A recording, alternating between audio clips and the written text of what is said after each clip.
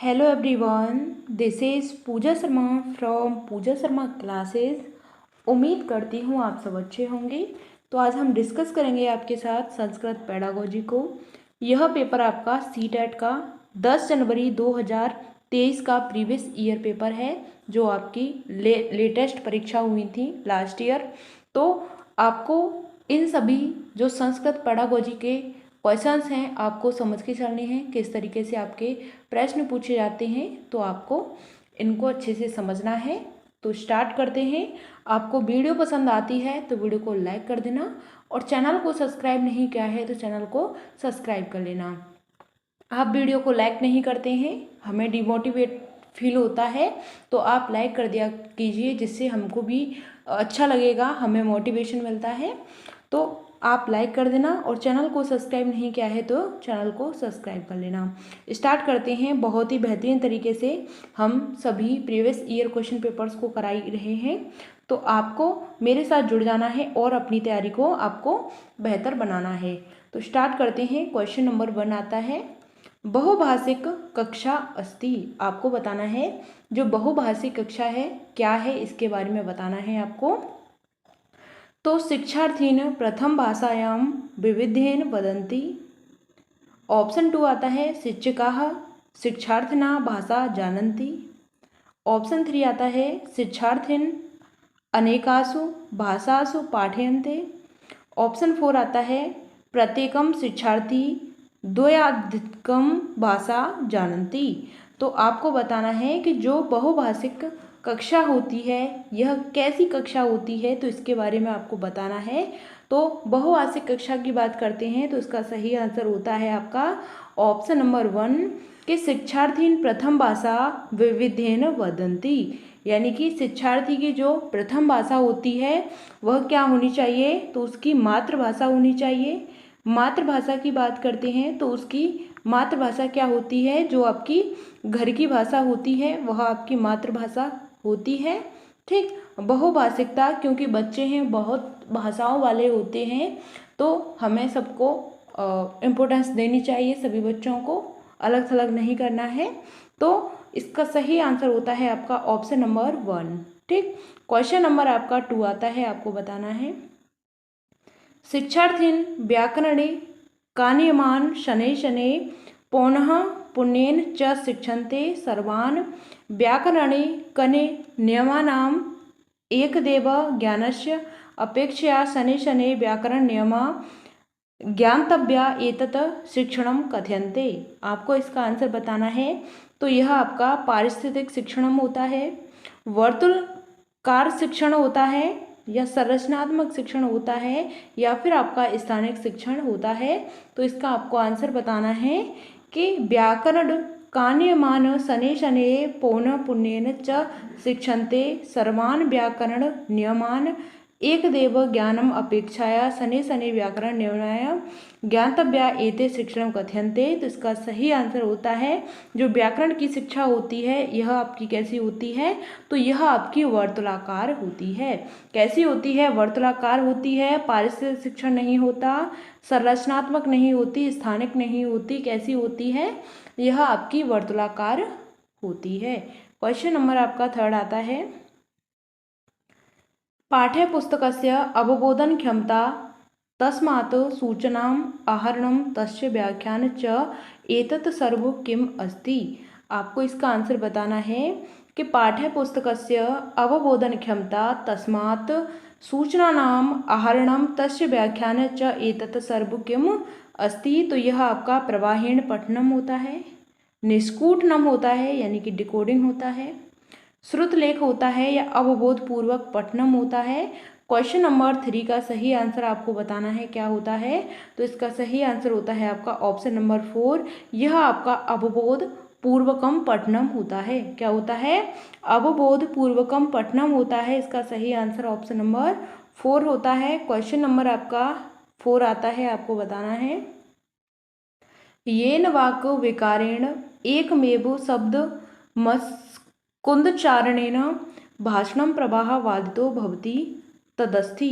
आपको इसका आंसर बताना है कि येन वाक् विकारेण एकमेव शब्द शकुंदचारणेन भाषण प्रवाहे वादितो भवति तदस्ति, तो यह आपका स्वनिम होता है, रूपिम होता है या गति समन्वय वैकल्य होता है, यानी कि इसको हम क्या बोलेंगे, डिस्प्रैक्सिया बोलते हैं। और या फिर यह आपका वाग्य वैकल्यम होता है, तो इसका आपको आंसर बताना है। तो यह आपका क्या कहलाता है, तो इसका सही आंसर होता है यह आपका वाक वैकल्यम कहलाता है, कि जो शब्द के उच्चारण में क्या होता है, प्रवाह क्षमता की कमी होती है, यह आपका क्या कहलाता है, यह आपका वाक वैकल्यम कहलाता है। Option number 4 is the right answer. Question number आपका 5 आता है, आपको बताना है। आपको सभी क्वेश्चन समझ में आ रहे होंगे। समझ में आते हैं तो वीडियो को लाइक ज़रूर कर देना, और चैनल पर पहली बार विजिट किए हैं तो चैनल को सब्सक्राइब कर लेना। क्वेश्चन नंबर 5 आता है, शब्द निर्माणाम वैयक्तिक ध्वनिव भवति तथाच शब्दानां विश्लेषण अक्षर ध्वनि स्तर पर्यंत यद्वा ध्वनि ग्रामस्थ पर्यंत कर्तुं शक्यते एवं अवधारणा अस्ति। आपको इसका आंसर बताना है। तो यह आपका अक्षर अवधारणा होती है, शब्द अवधारणा होती है, स्वनिम अवधारणा होती है, या फिर वाक्य अवधारणा होती है। क्वेश्चन नंबर 5 का सही आंसर होता है यह आपकी स्वनिम अवधारणा कहलाती है। क्या कहलाती है, स्वनिम अवधारणा कहलाती है। Option number 4 is the right answer. Question number आपका 6 आता है, आपको इसका आंसर बताना है। अधो लिखितेषु कथम गहन अध्ययनेन सह संबंध, तो यह आपकी स्वात सुखाय धारा प्रवाहेण पठन हेतु सहायता प्रदानम शिक्षार्थिन प्रशिक्षणाय। ऑप्शन 2 आता है, इदम पूर्वकम ध्वनमस्ति लिखित वस्तु जातस्य निकृतनेन सह संबंधनम अस्ति। ऑप्शन 3 आता है, पठयमानस्य पुस्तकस्य प्रत्येक शब्दानाम अर्थाबोधनम पठनस्य उद्देश्यम अस्ति। ऑप्शन 4 आता है, शिक्षार्थेन यत् पठितुमगच्छन्ति तस्य चयने स्वतंत्रता सन्ति। आपको संस्कृत में आपको इसका अर्थ नहीं निकालना है, बस क्वेश्चन को थोड़ा सा समझना है, आपको सही आंसर तक पहुंचना है। तो समझते हैं। अधो लिखितेषु यानी नीचे दिए गए कथन में गहन अध्ययन सह संबंध, गहन अध्ययन से संबंध रखता है, इसका आपको आंसर बताना है। तो गहन अध्ययन क्या होता है, तो यहाँ पे धारा प्रवाह पठन हेतु सहायता प्रदानम शिक्षण प्रशिक्षणाय यानी कि स्वांत सुखाए, तो यह बात गलत हो जाती है। पूर्व मध्वेन नमस्ते लिखित वस्तु जातस्य, तो यह आपका निष्कृतनेन गलत हो जाता है। शिक्षार्थी ने यद पठनम गच्छन्ति तस्य चयने स्वतंत्रता सन्ति, बिल्कुल गलत है। इसका सही आंसर होता है, गहन पठन के बारे में पूछा गया है, तो option number 3 is the right answer. तो यहाँ पे पठयमानस्य पुस्तकस्य प्रत्येक शब्दानाम, यानी कि हमें पुस्तक के प्रत्येक शब्द को, यानी कि वहाँ पे जिस चीज़ को हम पढ़ रहे हैं उसके शब्द को अच्छे से पढ़ना है, उसका अर्थ निकालना है, उसका बोध करना है।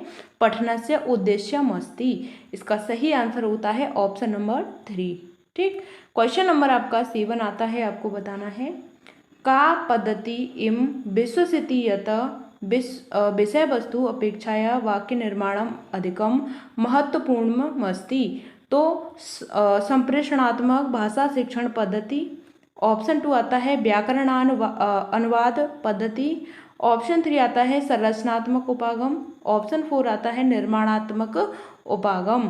क्वेश्चन नंबर 7 का सही आंसर आपको बताना है कि का पद्धति इम विश्वसिति यत विषय वस्तु अपेक्षाया वाक्य निर्माणम अधिकम महत्वपूर्ण अस्ति, तो इसका सही आंसर होता है आपका, यह आपका व्याकरण अनुवाद पद्धति कहलाती है। यह आपकी क्या कहलाती है, व्याकरण अनुवाद पद्धति कहलाती है। संप्रेषणात्मक भाषा शिक्षण पद्धति नहीं है, संरचनात्मक उपागम नहीं है, निर्माणात्मक उपागम भी नहीं है। इसका सही आंसर होता है व्याकरण अनुवाद पद्धति। क्वेश्चन नंबर आपका 8 आता है, आपको इसका आंसर बताना है। कथन और निष्कर्ष से आपके जब से ऑनलाइन परीक्षा हुई है तब से यह क्वेश्चन बनने लगे हैं। यह आपके CDP में भी पूछे जाते हैं और यह आपके यहाँ पे संस्कृत में भी दे रखे हैं, तो आपको अच्छे से इनको समझ के चलना है। तो आप समझिए, कथन में दे रखा है कि उपचारात्मक शिक्षणम शिक्षण अधिगम कार्यक्रमस्य अभिन्नम अस्ति। और यहाँ पे कारण दे रखा है यानी कि रीजन दे रखा है आर। तो सुटुस्ततया अनधिगतानां विषयानां पुनः पाठनाय उच्चारात्मक शिक्षण भवन्ति। तो इसका आपको आंसर बताना है कि यहाँ पे ए और आर दोनों दे रखे हैं, इसके अनुसार आपको बताना है कि कौन सा सही होता है। तो अधोलिखितेषु उचित विकल्प चुनित, यानी कि नीचे दिए गए कथन में आपको उचित विकल्प चुनना है जो सही है। यहाँ पे ऑप्शन दे रखा है उभयम ए तथा आर सत्यम तथा च आर इति उचिता व्याख्या अस्ति ए सत्य। यानी कि यहाँ पे दे रखा है आपको कि ए और आर दोनों सही हैं, लेकिन जो आर है वह ए की क्या करता है, सही व्याख्या करता है। यहाँ पे दे रखा है ऑप्शन 2 में कि ए और आर दोनों सही हैं और आर है वह ए की सही व्याख्या नहीं करता है। ए नास्ति, तो इसका मतलब सही व्याख्या नहीं करता है। ऑप्शन 3 में दे रखा है कि इत्यस्य सत्यम परंतु आर इति असत्यम, यानी कि ए सही है लेकिन आर गलत है। ऑप्शन 4 में दे रखा है कि ए इति असत्यम परंतु आर इति सत्यम, यानी कि यहाँ पे आपको दे रखा है ऑप्शन 4 में कि ए सही है लेकिन आर है वह क्या ए है वह गलत है लेकिन आर क्या है, सही है। तो आपको इसका आंसर बताना है। क्वेश्चन नंबर 8 का आपको कथन को और रीजन को अच्छे से पढ़ना है, ठीक। तो उपचारात्मक शिक्षणम शिक्षण अधिगम कार्यक्रमस्य अभिन्नानाम अस्ति। तो यह बात आपकी क्या हो जाती है, सही हो जाती है। कारण दे रखा है सटुस्ततया अधिगतानां विषयानां पुनः पाठनाय उपचारात्मक शिक्षण भवति। तो यह बात भी आपकी क्या हो जाती है, सही हो जाती है, ठीक। तो यहाँ पे आपका आंसर होता है, लेकिन जो आपका आर है वह ए की क्या नहीं करता, सही व्याख्या नहीं करता है, ए की सही व्याख्या नहीं करता है। तो इसका सही आंसर होता है आपका ऑप्शन नंबर 2। ए और आर दोनों सही हैं लेकिन आर है वह ए की सही व्याख्या नहीं करता है, ठीक। क्वेश्चन नंबर आपका 9 आता है, आपको इसका आंसर बताना है। पाठ्यपुस्तकेषु कथा कविता नाटकानि तथा च लेखकर लिखिता अपर प्रसंगा सम्मिलिता भवन्ति तदास्य सामग्री अस्माकं आवश्यकता भवति यतो हि, ठीक। आपको इसका आंसर बताना है। तो यह प्रामाणिक भाषायां स्वाभाविक भाषाश्च भवति।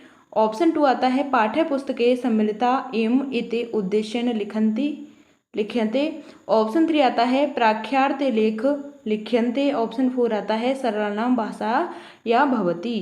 क्वेश्चन नंबर 9 का सही आंसर होता है आपका कि पाठ्यपुस्तकेषु कथा कविता नाटकानि तथा च लेखका लिखिता अपर प्रसंगा सम्मिलिता भवन्ति तदाश्री सामग्री अस्माकं आवश्यकता भवन्ति यतो हिम। तो इसका सही आंसर होता है आपका ऑप्शन नंबर 1 प्रामाणिक भाषायां स्वाभाविक भाषा याश्च भवति। यही आपका सही आंसर हो जाता है। क्वेश्चन नंबर आपका 10 आता है, आपको बताना है मुदित भाषाए समृद्ध वातावरणं निर्मातु कथमा पद्धति सहायका अस्ति। इसका आंसर बताना है कि मुद्रित भाषाए समृद्ध वातावरण निर्मातु कथमा पद्धति सहायका अस्ति। ऑप्शन 1 आता है कि कक्षा कक्षे वस्तूनां नामानि लिखित्वा तानि नामानि वस्तुषु नियोजनानि। ऑप्शन 2 आता है कि शिक्षार्थिन कथनम यत् ते स्वीकीयानां भाषाया वस्तूनां नामानि ज्ञापयन्तु। ऑप्शन 3 आता है आपका चलचित्रस्य प्रदर्शनम यस्मिन् पाठ्यवस्तु अधोलिखितेषु स्यात्। ऑप्शन 4 आता है प्रत्येकम कक्षे मुद्रणयंत्रम प्रदानम। इसका आंसर आपको बताना है क्वेश्चन नंबर 10 का। इसका सही आंसर होता है मुद्रित भाषाएं समृद्ध वातावरण निर्मातु कथमा पद्धति सहायका अस्ति। तो इसका सही आंसर होता है ऑप्शन नंबर 1 कि कक्षा कक्ष वस्तूनां नामानि लिखित्वा तानि नामानि वस्तुषु च नियोजनानि। तो जो आपकी मुद्रित भाषा होती है इसके संबंध में इसके समृद्ध वातावरण में आपको इसका कौन सी विधि है वह सहायक होती है। तो यह आपकी होती है कक्षा कक्षे वस्तूनां नामानि लिखित्वा तानि नामानि वस्तुषु नियोजनानि। Option number 1 is the right answer. Question number आपका 11 आता है, आपको इसका आंसर बताना है। अंशु इत नाम्र द्वितीय कक्षायाम अध्यापक स्वकीया भाषा कक्षाएं पश्यन्तु ज्ञापयन्तु च इति गतिविदर्थे कतिपयानि वस्तूनि आनयति भाषा शिक्षण अधिगमे इमानि वस्तूनि केन नामना ज्ञायन्ते। इसका आंसर बताना है। यह आपका प्रदर्शन ज्ञापय च इति पदार्थ होता है। सामान्य प्रदर्शन यानी वस्तुनि होता है। ऑप्शन 3 आता है भाषा सामग्री होती है। ऑप्शन 4 आता है कि समृद्धि प्रवर्तकम होता है। तो अंश इतु नाम्र द्वितीय कक्षायाम अध्यापक स्वकीयां भाषा कक्षायां पश्यन्तु ज्ञापयन्तु च इति गतिव्यर्थनं कतिपयानि वस्तूनि आनयति भाषा शिक्षण अधिगम इनामी वस्तूनि के नामना ज्ञानन्ते। इसका सही आंसर होता है आपका ऑप्शन नंबर 2 के सामान्य प्रदर्शनानि वस्तूनि। क्या होता है? यह आपका सामान्य प्रदर्शनी वस्तुआनी। Option number 2 is the right answer. Question number आपका 12 आता है, आपको इसका आंसर बताना है कि शिक्षकेण प्रारंभिक चरणे चित्रात्मक पुस्तक पठने ध्यानम दातव्यम यतोहि। तो यह आपका चित्र दर्शनेन आनंद जायते होता है। शिक्षार्थिन तदर्शानि चित्राणि चित्रयन्तु प्रेरयते होता है। ऑप्शन 3 आता है इदम शिक्षार्थिन चित्राणि अवबोधनम विश्लेषयन्तु च सहायो भवति होता है। ऑप्शन 4 आता है इदम शिक्षार्थिन विभिन्न अंगानाम ज्ञानम ददाति होता है। तो क्वेश्चन नंबर 12 का आपको आंसर बताना है कि शिक्षकेण प्रारंभिक चरणे चित्रात्मक पुस्तक पठनम ध्यानम दात्यम यतोहि। तो इसका सही आंसर होता है आपका ऑप्शन नंबर 3 इदम शिक्षार्थिन चित्राणि अवबोधकम विश्लेषयन्तु च सहायो भवति। Option number 3 is the right answer. Question number 13 आता है, आपको बताना है एका अध्यापिका बालानां कार्य यथा लेखन प्रति नामानि चित्राणि कथा इत्यादीनि पत्रावरके स्थापयति सा तेषाम उपयोग आकलने करोति इदमस्ति। तो ऑप्शन 1 आता है कि उपाख्यानात्मक मध्यम न म। ऑप्शन 2 आता है पत्रधानम। ऑप्शन 3 आता है अवलोकन पर कम पकरणम। ऑप्शन 4 आता है पाठ्यचर्या मानचित्रम। तो इसका आंसर आपको बताना है क्वेश्चन नंबर 13 का कि एक अध्यापिका बालानां कार्य यथा लेखनम प्रतिनामानि चित्राणि कथा इत्यादीनि पत्रावके स्थायति ता तेषाम् उपयोग आकलने करोति। इसका सही आंसर होता है आपका कि यह आपका पत्रधानम होता है। क्या होता है? इसको हम क्या बोलते हैं? पोर्टफोलियो बोलते हैं, जो बच्चों के लिए क्या होता है? महत्वपूर्ण होता है। ठीक, option number 2 is the right answer. Question number आपका 14 आता है, आपको इसका आंसर बताना है। अधो लिखितेषु अभ्यासेषु भाषा शिक्षणेन कथम सलाघनीयतम। तो इसका आंसर बताना है कि इदम सुनिश्चित कार्यतम यत तस्य कक्षा सर्वशिक्षार्थिन स्वीकृत्या आत्मसम्मानिताश्च अनुभवेषु काम ते कस्यापि भाषिक सामाजिक सांस्कृतिक पृष्ठभूमित समागता इश्यू। ऑप्शन 2 आता है ये छात्रा आत्मविश्वास पूर्वकम आंग्ल भाषायां भाषन्ते ते च कक्षायां आदर्श रूपेण दृश्यन्ते। ऑप्शन 3 आता है कि विद्यालये स्वीकृत स्वकीय मातृभाषायां प्रयोगम निर्माणार्थम कठोर नियम निर्माणम। ऑप्शन 4 आता है इदम सुनिश्चित करणम यत विशेष रूपम पृष्ठभूमित आगमिष्यत बालान भाषा कक्षाएं कठोर कार्य करणीयम। इसका आंसर आपको बताना है कि नीचे दिए गए कथन में कि जो अभ्यास हेतु भाषा शिक्षण है यह आपका श्लाघनीयतम है। इसका सही आंसर होता है आपका ऑप्शन नंबर 1 कि इदम सुनिश्चित कार्यात तस्य कक्षाएं सर्व शिक्षार्थी न स्वीकृता, यानी सभी बच्चों को क्या होना चाहिए, स्वीकृत होना चाहिए। और आत्मसम्मानिता अनुभव होना चाहिए, यानी कि बच्चों के आत्मा सम्मान से संबंधित होना चाहिए। कायम ते कस्मापि भाषिक सामाजिक संस्कृति पृष्ठभूमि सहमागता इश्यू, तो इसका मतलब होता है कि जो सामाजिक सांस्कृतिक पृष्ठभूमि से क्या रखता हो, यह आपका समान समागमता रखता हो। Option number 1 is the right answer. Question number आपका 15 आता है, आपको बताना है अधोलिखितेषु कथम ध्रुवगामी उपागमे आधारित अस्ति। ऊर्ध्वगामी उपागम है, आपको बताना है कौन सा है नीचे दिए गए कथन में। तो यह आपका कविता कथा मध्येन भाषा शिक्षण मारभेत अंतरम अक्षर ज्ञान मारभेत। ऑप्शन 2 आता है ध्वनि शब्द पद उपा वाक्य आदि शिक्षण अंतरम संदेश निकृष्टम। ऑप्शन 3 आता है भाषा अर्थ अवबोधनम शिक्षार्थी पूर्वाजित ज्ञानस्य उपयोगम करोति। ऑप्शन 4 आता है शिक्षकः समग्र भाषा उपागम ध्यानम केंद्रयति। इसका आंसर आपको बताना है क्वेश्चन नंबर 15 का कि जो ऊर्ध्वगामी उपागम होता है यह किस पर आधारित होता है। तो यह आपका ऑप्शन नंबर 2 सही आंसर होता है।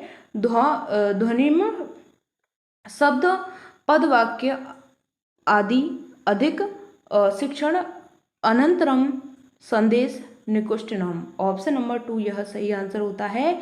यह आपका ध्वनिवी शब्द उपवाक्य आदि शिक्षण अनंतरम संदेश निकुष्टम। Option number 2 is the right answer. पूर्वार्जित ज्ञानम उपयोगम करोति, तो यह बात गलत है। भाषा उपागम ध्यानम केंद्रयति। कविता कथा माध्यमेन भाषा शिक्षणार्थ वेता अनंतरम अक्षर ज्ञान मारभेत, बिल्कुल गलत है। Option number 2 is the right answer. ऊर्ध्वगामी उपागम क्या होता है, यह ध्वनि शब्द पद उपवाक्य, यही आपका सही आंसर हो जाता है। ठीक, यहाँ तक मैंने आपको 15 क्वेश्चंस कराए हैं। आपको 15 क्वेश्चंस पेडागोजी के समझ में आए होंगे। आपको वीडियो पसंद आती है तो वीडियो को लाइक कर देना, और चैनल पर पहली बार विजिट किए हैं तो चैनल को सब्सक्राइब कर लेना। तो मिलते हैं फिर आपको आगे की नेक्स्ट वीडियो में। अगर आपका कोई भी डाउट होता है तो कमेंट के माध्यम से हमसे पूछ लिया करो, हम आपको आपका आंसर करते हैं। तो मिलते हैं फिर आपको आगे की नेक्स्ट वीडियो में। तब तक के लिए थैंक्स फॉर वॉचिंग। जय हिंद, वंदे मातरम।